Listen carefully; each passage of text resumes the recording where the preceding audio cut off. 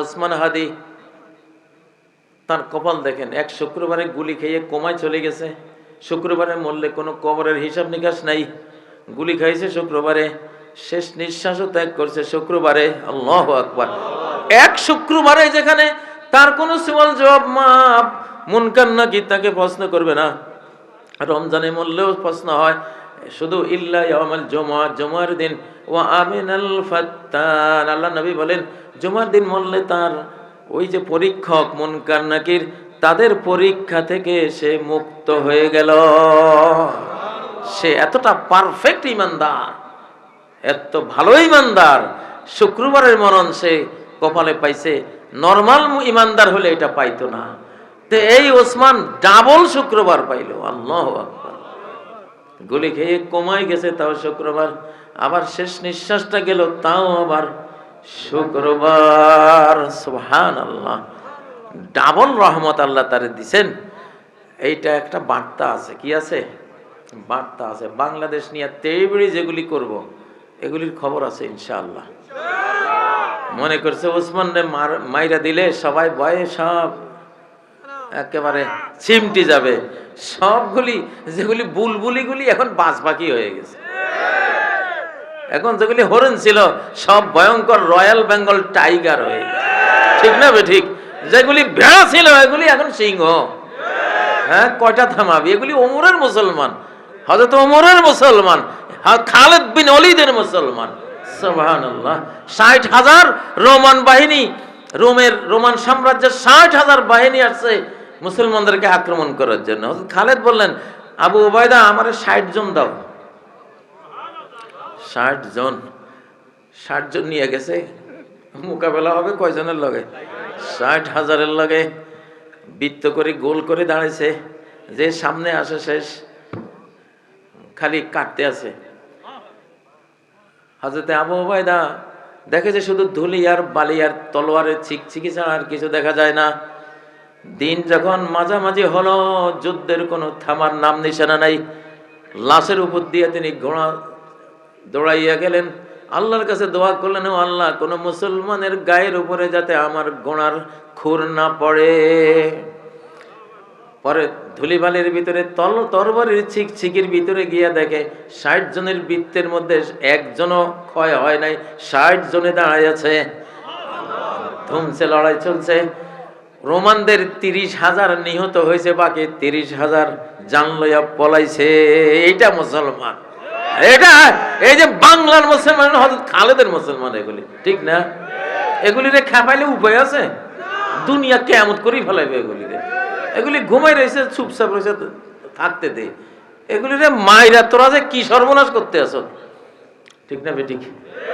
এক দোয়াই তো তুগো মতো এরকম এক দেশ ধ্বংস হয়ে যাইতে পারে, এক দোয়া। ঠিক না বেঠিক? হ্যাঁ ভাইয়েরা, दुआए मर्द मोमिन से बदल जाती है तकदीरी। मर्द मोमिনের দোয়ায় আল্লাহর তকদির আল্লাহ পরিবর্তন করে দেন। লা ইয়ারুদ্দুল কদরা ইল্লা দুআ। আল্লাহ নবী বলেন, আল্লাহর তকদির যদি, ভাগ্য যদি প্রতিহত করতে পারে, বদলাইতে পারে কোনো কিছু, সেটা হলো মুমিনের দোয়া। মুমিনের দোয়া। সুবহানাল্লাহ। তো বাংলাদেশে সেই দোয়াওয়ালা মুসলমান আছে না নাই?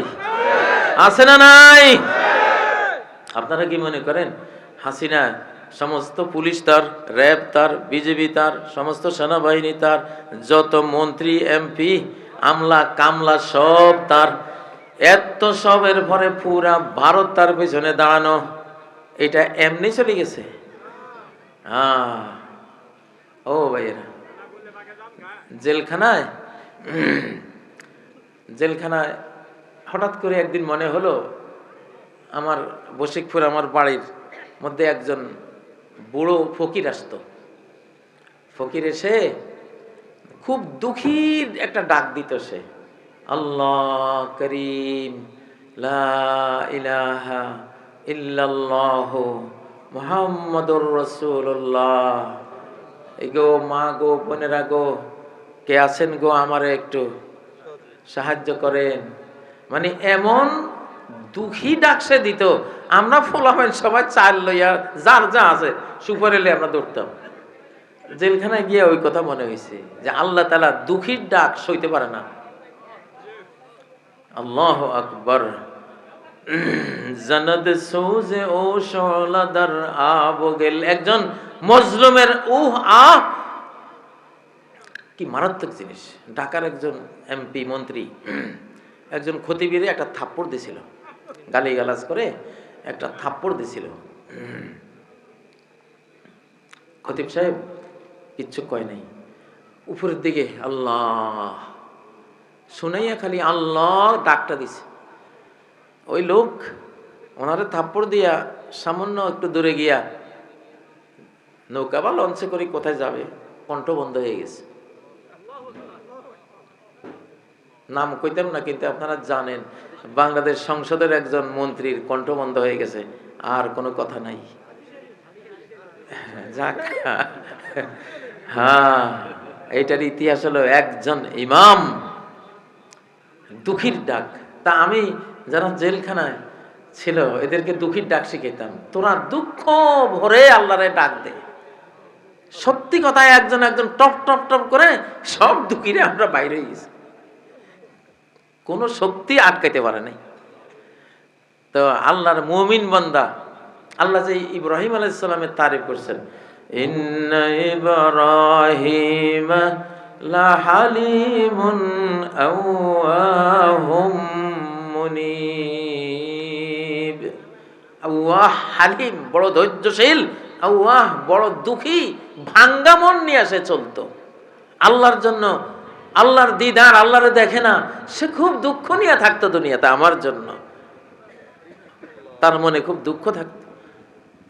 দুঃখী দুঃখী মানুষের, দুঃখী মজলুমের দোয়া, এটা তোমার মিস হবে, দুঃখীর দোয়া মিস হবে না।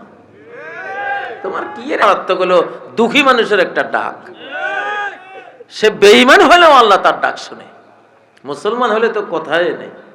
এখান থেকে কোনো পুণ্যবান যখন চলে যায়, সাধারণ মানব একজন পুণ্যবান চলে যায়, সে মহামানব হয়ে যায়। চলে গেলে, পুণ্য পথে চলে গেলে সে সাধারণ মানব থাকে না, সে কি হয়?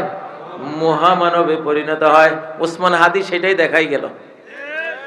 ও ভাইয়েরা, একটা রিকশাওয়ালার পোলাও যদি উসমান হাদির মতো হয়ে মারা যায়, তা সে তো জান্নাতের সম্রাট, কমপক্ষে 65 পৃথিবীর সাম্রাজ্য আল্লাহ তারে অনন্ত অসীম কালের জন্য দিয়ে দেবেন, যে সাম্রাজ্যের শুরু আছে কোনো শেষ নাই। ঠিক না বেঠিক? ঠিক না বেঠিক? ওয়াইজা রাআইতা সাম্মা রাআইতা নাঈমা ওয়া মুলকান কাবীরা। ওরে, এক জাররা ঈমান নিয়া, এক জাররা ঈমান ইলম নিয়া, জ্ঞান নিয়া মন আমার কাছে আয়, তোর এমন এক সাম্রাজ্য দেব যেই দিকে তাকাবি শুধু তোর রাজ্য আর রাজ্য আর রাজ্য। অমুলকান কবীরা, ছোটখাটো সাম্রাজ্য না, একেবারে সর্বনিম্ন জান্নাতি হলে, সবচেয়ে পুয়ার জান্নাতি হলে, জান্নাতে কেউ পুয়ার নাই তুলনামূলক যদি বলি, তাহলে যদি সবচেয়ে ক্ষুদ্র জান্নাতি 65, এরকম 65টা পৃথিবী একসাথ করলে যা হবে তার সম্রাট হয়ে যাবে সে। সুবহানাল্লাহ। তাহলে আমাদের তো উসমান হাদিদের পথে আমাদের যাওয়া উচিত ইনশাআল্লাহ। মুসলমান আমরা সব মৃত্যুর নেশাগ্রস্ত, আমাদের মদ হইল শহীদি মরণ, শাহাদাত হলো মুসলমানের মদ, ঠিক না? আশিকা জামে ফরাগা কশন্দ কে বদস্তে খেশে খুবাশা কুশন। আল্লাহ প্রেমিকরা শরাবান তাহুরার সেই মহানন্দের পেয়ালা তখনই পান করে যখন মহান রব্বুল আলামিন নিজ হাতে তারা কবুল করে নেয় শহীদি মরণের জন্য।